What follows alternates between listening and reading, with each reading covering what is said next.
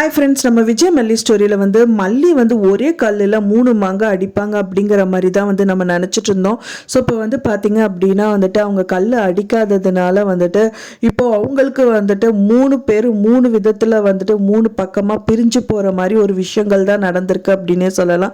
So இப்போ பார்த்தீங்கன்னா கோர்ட்டில் விஜய்க்கு எதிராக தான் தீர்ப்பு வந்திருக்கு. அதுக்கு காரணமே ரஞ்சிதா தான். ஸோ கடைசி டயத்தில் அவங்க நின்றுட்டு இருக்கும்போது எல்லாருமே பதறிட்டு இருந்தா அவங்க என்ன சொல்வாங்க நாலா பக்கமும் கேமராவை பார்க்கும்போது பார்த்தீங்கன்னா மல்லி ஒரு பக்கம் பதறிட்டு கடைசி டைம்ல நிற்கிறது. அண்ட் தென் அன்னபூர்ணி அம்மா, விஜய், அண்ட் தென் ரஞ்சிதா, அப்புறம் ராஜிங்கிற மாதிரி எல்லாம் ஃபேஸ் காமிக்கிறாங்க.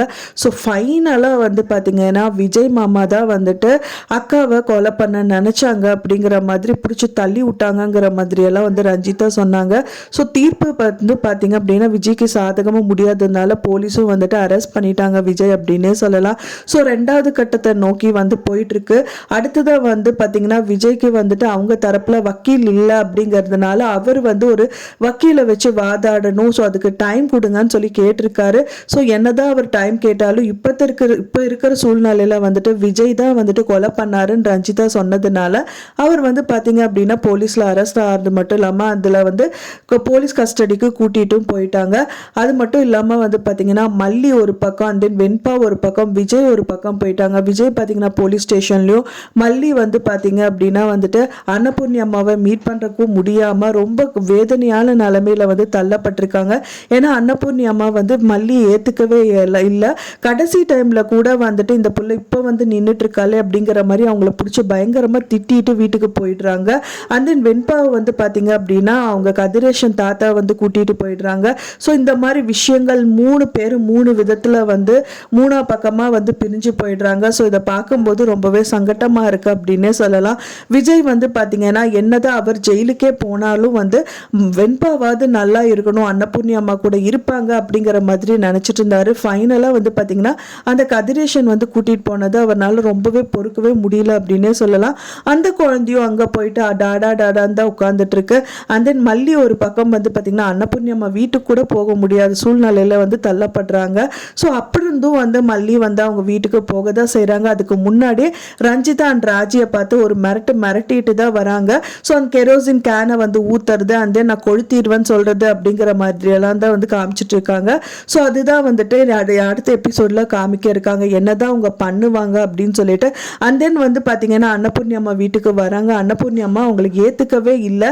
தயவு செஞ்சு போயிரு, ஏதாவது பேசினீங்கன்னா அவ்வளோதான் பாரு அப்படிங்கிற மாதிரி அன்னபூர்ணி அம்மா சொல்றாங்க. அதுக்கப்புறமா மல்லி அப்பதான் ஸ்டெப் பை ஸ்டெப்பா அவங்க நினைச்சது எல்லாமே 1 by 1 சொல்றாங்க. இல்ல பெரியம்மா, நீங்க ஃபர்ஸ்ட் நான் சொல்றது கேளுங்க அப்படிங்கிற மாதிரி ஆரம்பிக்கிறாங்க. அண்ட் தென் அவங்க பெரியம்மா கிட்டயும் சொல்லதான் பாக்குறாங்க. ஃபைனலா சொல்லி முடிச்சிடுறாங்க.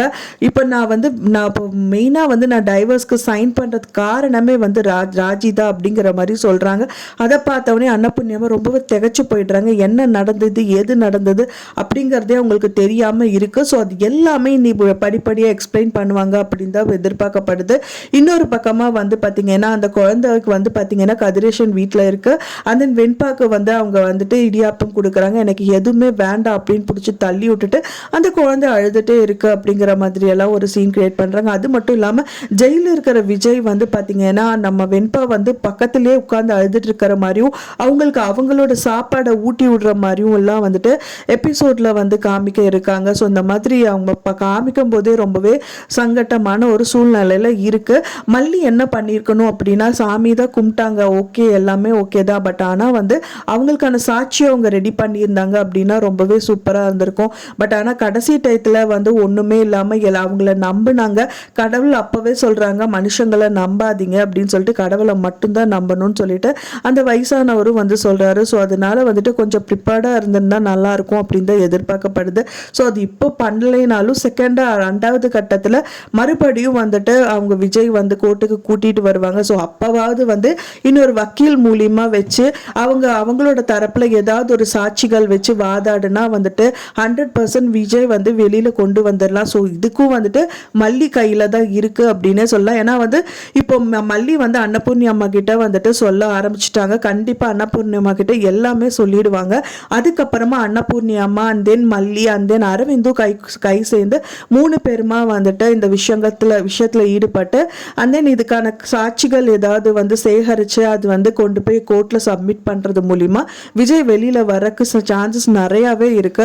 ஸோ அடுத்த கட்டமாவது வந்து பார்த்தீங்க அப்படின்னா வந்துட்டு ரொம்ப போல்டாக ஃபேஸ் பண்ணால் நல்லா இருக்கும் அப்படின்னு எதிர்பார்க்கப்படுது. மல்லி என்னதான் வந்து ஆதாரத்தை வந்து அவங்க சேமிச்சு வைக்காட்டாலும் வந்து பார்த்தீங்கன்னா அவங்க ஒரே ஒரு விஷயத்தை கையாண்டிருந்தா கூட இந்த கேஸ்ல இருந்து ஃபர்ஸ்ட் டைம்லயே விஜய் வெளியில கொண்டு வந்திருக்கலாம். என்னவா பண்ணியிருந்தா நல்லா இருக்கும் அப்படின்னு பார்த்தீங்கன்னா மெயினாக முதலாவே வந்து பார்த்தீங்கன்னா அவங்களுக்கு வந்து பயப்படுத்துனா அவங்களுக்கு ரொம்பவே பயந்துருவாங்க.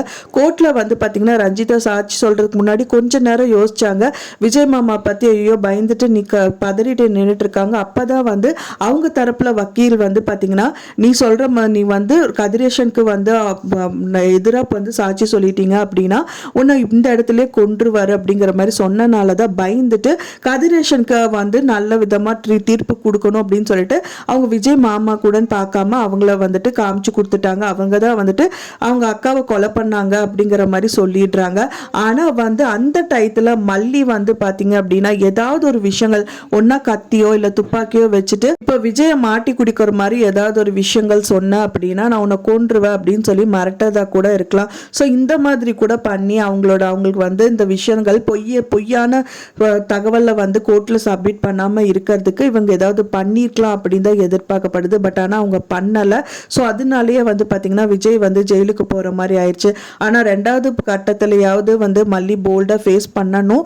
கண்டிப்பா ஏதாவது ஒரு விஷயங்கள் அவங்க கிட்ட இருந்து ஏதாவது சேகரிக்கணும் அப்படின்னு தான் நான் எதிர்பார்க்கிறேன் ஃப்ரெண்ட்ஸ். ஸோ எப்படி நடந்தா நல்லா இருக்கும் அப்படின்னு சொல்லிட்டு நீங்க எதிர்பார்க்குறீங்க அப்படின்னு சொல்லிட்டு எனக்கு மறக்காம கமெண்ட்ல ஷேர் பண்ணுங்க. நான் சொன்ன இந்த தகவல் உங்களுக்கு பிடிச்சிருந்த ஃப்ரெண்ட்ஸ் மறக்காம லைக் பண்ணுங்க, ஷேர் பண்ணுங்க, கமெண்ட் பண்ணுங்க, சப்ஸ்கிரைப் பண்ணுங்க.